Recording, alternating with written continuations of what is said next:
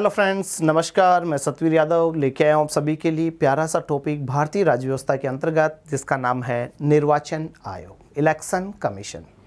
बड़ा ही महत्वपूर्ण टॉपिक है एग्जाम की दृष्टि से भी और समझने की दृष्टि से बड़ा ही प्यारा टॉपिक, निर्वाचन आयोग, इलेक्शन कमीशन। देखते हैं क्या होता है इलेक्शन कमीशन।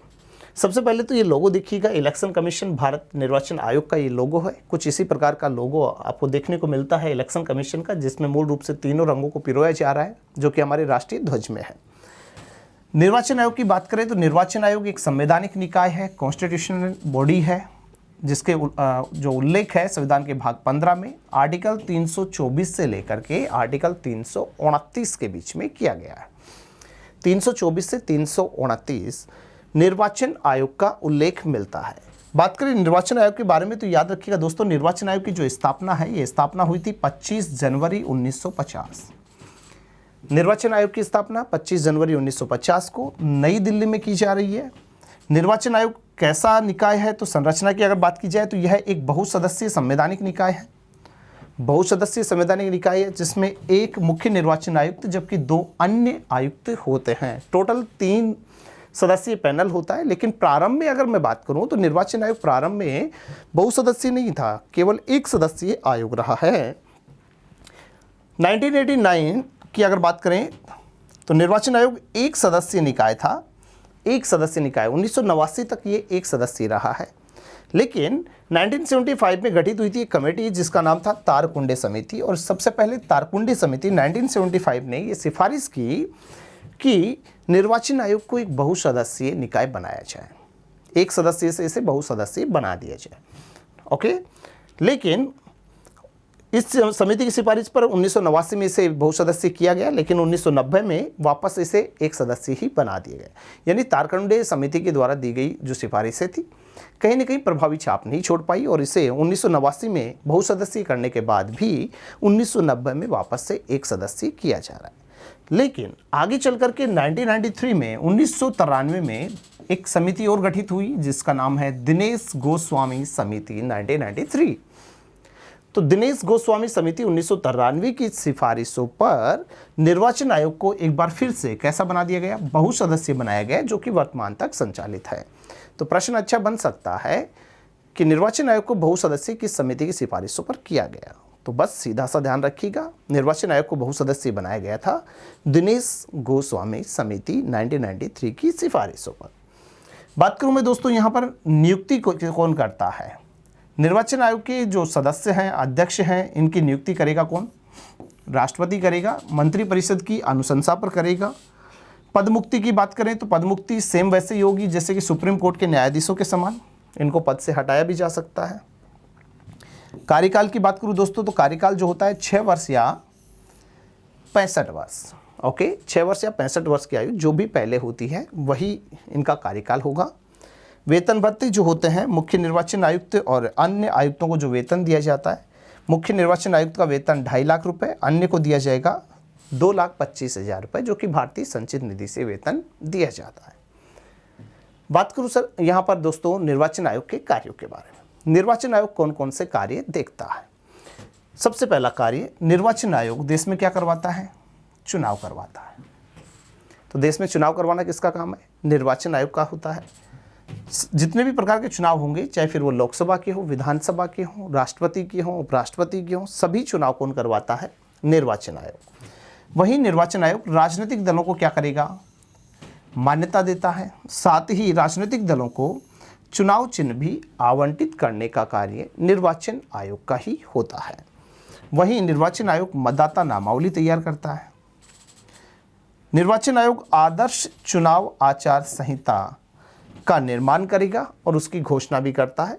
ध्यान रखिएगा दोस्तों, आदर्श चुनाव आचार जो संहिता है 30 दिन से लेकर के 90 दिन के बीच में इसका शेड्यूल होता है, टाइम फ्रेम होता है, जिसके अंतर्गत ये लगाई जाती है। भारत की अगर मैं बात करूं तो भारत में सबसे पहले आदर्श चुनाव आचार संहिता है, ये सर्वप्रथम कहां पे लाई गई थी? केरल राज्य में सबसे पहले इसका प्रयोग किया गया था 1960 के अंदर। लेकिन 1971 से भारत के प्रत्येक आम चुनाव में इसका प्रयोग किया गया है, और आदर्श चुनाव आचार संहिता के दौरान आप किसी व्यक्ति के घर पे नहीं जा सकते, चुनाव चिन्ह को नहीं बदल सकते। ओके ना, शराबबंदी वगैरह सभी चीज़ों के ऊपर कंट्रोल किया जाता है। एक निश्चित सीमा में आपको खर्च करने के लिए राशि यहाँ पर नियंत्रित रखने की भी निर्वाचन आयोग सिफारिश करता है कि बस आप इतनी ही राशि के साथ में चुनाव लड़ सकते हैं। वहीं बात करें हम 1993 में निर्वाचन आयोग में कुछ यहाँ पर नवाचार आ रहे हैं, मतदान जो नवाचार किए जा रहे हैं। 1993 में निर्वाचन आयोग की सिफारिशों पर ही फोटोयुक्त मतदाता पहचान पत्र का प्रारंभ हुआ। वहीं कुछ एक और नवाचार की बात करें तो इलेक्ट्रॉनिक जो वोटिंग मशीन है, ईवीएम की बात कर रहा है। ईवीएम और ईवीएम का जो प्रारंभ है भारत में सबसे पहले 1998 से हुआ। भारत में सबसे पहले ईवीएम का प्रयोग 1998 में किया गया था, याद रखिएगा इस बात को। 1998 से भारत में पहली बार ईवीएम का प्रयोग किया जा रहा है।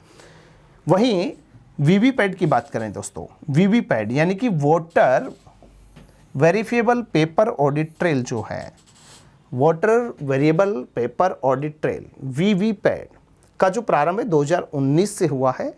और वीवीपैट क्या होती है कि ईवीएम से कनेक्टेड एक मशीन होती है। वैसे वीवीपैट का सबसे पहले प्रयोग नागालैंड में हुआ था 2013 के अंदर, और वीवीपैट पहली बार लॉन्च हुई थी 2013 में ही। लेकिन 2019 के चुनाव से इसका मूलतः प्रचलन में आ गई है वीवीपैट, ताकि जिसके अंदर एक मशीन होती है जिसमें आपके द्वारा डाले गए किसी भी यहाँ पर उम्मीदवार को जो मत हैं वो मत आपका शो होता है कि किस व्यक्ति को आपका मत गया है, किस चुनाव चिन्ह को आपने अपना मत दिया है, ये वहाँ पर शो हो जाता है। ध्यान दीजिएगा, इसके अलावा मतदान जागरूकता को पैदा करने के लिए सी विजिल नामक यहाँ पर निर्वाचन आयोग के द्वारा एक मोबाइल एप्लीकेशन भी लॉन्च की गई है 2019 में, जिसका जो उद्देश्य है मतदाताओं में क्या करना, जागरूकता पैदा करना है। ओके दोस्तों, ये जरूर ध्यान में रखना है। बात करूँ इसके बाद में आर्टिकल 325, तो ये जो भी बातें हमने की हैं, आर्टिकल 324 में निर्वाचन आयोग की स्थापना की बात कर रहा है। 25 जनवरी 1950 को हो रही है, और 25 जनवरी को स्थापना होने के कारण ही 25 जनवरी को प्रतिवर्ष वोटर्स डे भी मनाया जाता है, मतदाता दिवस मनाया जाता है दोस्तों। तो प्रश्न अच्छा बन सकता है कि मतदाता दिवस कब मनाया जाता है। तो भारत में जो मतदाता दिवस है 25 जनवरी को मनाया जाता है। और मतदाता दिवस मनाए जाने की जो घोषणा है, ये घोषणा की गई थी 2010 में। प्रथम जो मतदाता दिवस मनाया गया था, प्रथम मतदाता दिवस ये मनाया गया था 2011 में, याद रखिएगा। ओके दोस्तों, बात करूं आर्टिकल 325 क्या कहता है कि चुनाव प्रक्रिया में शामिल होने के लिए धर्म, नस्ल, जाति या लिंग के आधार पर अयोग्य नहीं माना जाएगा, या फिर इन सभी आधारों पर शामिल होने का दावा आप नहीं कर सकते, क्योंकि निर्वाचन आयोग निष्पक्ष रूप से भारत में सभी व्यक्तियों को चुनाव लड़ने व चुनाव प्रक्रिया में शामिल होने के लिए आह्वान करता है। वहीं आर्टिकल 326 के अंतर्गत लोकसभा और विधानसभा के चुनाव किस आधार पर होंगे, वयस्क मताधिकार के आधार पर संपन्न होंगे। वयस्क मताधिकार की बात कर रहा है, और वयस्क मताधिकार की बात करें और यहाँ पर 61वें संविधान संशोधन को अगर याद नहीं किया गया तो ये तो नाइंसाफ़ी वाली बात है। तो ध्यान दीजिएगा, 61वें संविधान संशोधन 1989 की बात की जाए तो इसके तहत जो मतदाता की जो आयु है, ये आयु 21 वर्ष से घटाकर कितनी की गई है दोस्तों, 18 वर्ष कर दी गई है। तो वयस्क मताधिकार के लिए आयु वर्तमान में कितनी है, 18 वर्ष यहाँ पर रखी गई है 1989 के साथ में। वहीं आर्टिकल 327 में विधानमंडलों की जो चुनाव है, इन चुनाव से संबंधित उपबंध करने की संसद की शक्ति कि विधानमंडलों में जो चुनाव होंगे उनमें क्या क्या प्रावधान हो सकते हैं, संसद की शक्ति को बयान किया रहा है। वहीं आर्टिकल 328 में राज्य विधायिका का संबंधित राज्य के अंदर चुनाव के संबंध में प्रावधान बनाने की शक्ति के बारे में उल्लेख मिलता है। एंड लास्ट एंड फाइनल बात करूँ आर्टिकल 329, जिसमें चुनाव संबंधी विषयों में सुप्रीम कोर्ट या न्यायालयों के हस्तक्षेप पर क्या लगा दी गई है, रोक लगाई गई है कि ये हस्तक्षेप नहीं करेंगे, क्योंकि किसी प्रकार के चुनाव में धांधली की जो जांच है वो निर्वाचन आयोग खुद देखेगा। ओके ना, केवल राष्ट्रपति और उपराष्ट्रपति चुनाव में अगर कोई गड़बड़ हो रही है तो उसकी जांच सुप्रीम कोर्ट करेगा, बाकी किसी प्रकार के चुनाव में न्यायालय का हस्तक्षेप नहीं होगा। वहीं आर्टिकल 329 क्लोज क की अगर बात की जाए दोस्तों, तो इसमें बोला गया है कि प्रधानमंत्री और लोकसभा अध्यक्ष के चुनाव के संबंध में विशेष प्रावधान यहाँ पर निर्वाचन आयोग को दिए गए, लेकिन इसको क्या कर दिया गया है, निरस्त कर दिया गया है। इसके अलावा आपको परिसीमन आयोग के बारे में ध्यान रखना। निर्वाचन आयोग के सदस्यों से मिलकर ही एक परिसीमन आयोग गठित होता है। परिसीमन, इसका सीधा सा कार्य है निर्वाचन क्षेत्रों की सीमाओं का क्या करना, सीमांकन करना होता है, जो कि अब तक टोटल 4 बार गठित हो चुके हैं भारत में, 1952, 1962, 72 और 2002 में। ठीक है, तो अब तक परिसीमन आयोग कितने गठित हुए हैं? 4 परिसीमन आयोग गठित हुए हैं, जो कि सीमाओं का क्या करते हैं? सीमांकन करने का कार्य करते हैं। बात करूं भारत के जो अब तक मुख्य निर्वाचन आयुक्त रह चुके हैं उनके बारे में, तो ये आपके सामने डाटा शीट आपके सामने है। सबसे पहले भारत के जो मुख्य निर्वाचन आयुक्त बने थे उनका नाम था सुकुमार सेन साहब। प्रथम मुख्य निर्वाचन आयुक्त सुकुमार सेन, जो कि 1950 में यहाँ पर क्या बन रहे हैं? निर्वाचन आयुक्त बन रहे हैं। 1958 तक का एक लंबा कार्यकाल कर रहे हैं।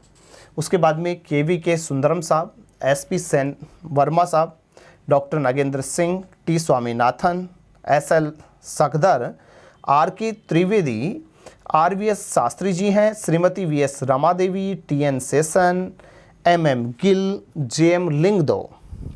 ओके, तो इस लिस्ट में अगर मैं बात करूं तो यहाँ पर एक नाम आ रहा है श्रीमती VS रमादेवी।